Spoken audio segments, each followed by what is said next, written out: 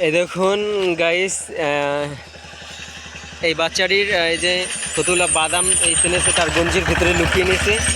তো এই জায়গায় এই বাদামগুলো রাখা ছিল আর কি। তো ওরা এসে এই লোকটি এই বাদামগুলো তুলে এই লোকটির কাছে দিয়েছে। তো এই লোকটি আবার এই হুজুর, সে আটপাড়ার হাফেজ হয়েছে আলহামদুলিল্লাহ।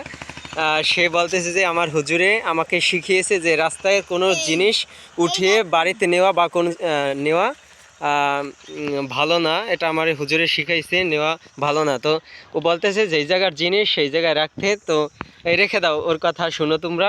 ও হুজুর মানুষ, এই ফালায় না, ওর কথা শুনো। এই জায়গায় রেখে দাও। ফালাই দিছি। ওই দেখুন এই দুষ্ট এই ছেলেটা এই অনেকগুলো ফেলিয়ে দিয়েছে।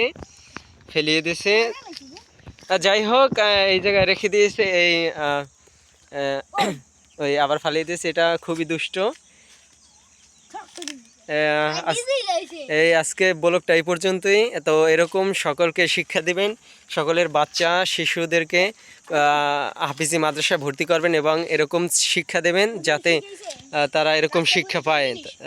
এরকম শিক্ষা পেতে হলে তাদের অবশ্যই হাফিজি মাদ্রাসায় ভর্তি করানো লাগবে এবং আলেম দিনের শিক্ষা দেওয়া লাগবে। যাই হোক, আজকের ব্লগটা এই পর্যন্ত। সকল ভালো থাকবেন। আল্লাহ হাফিজ।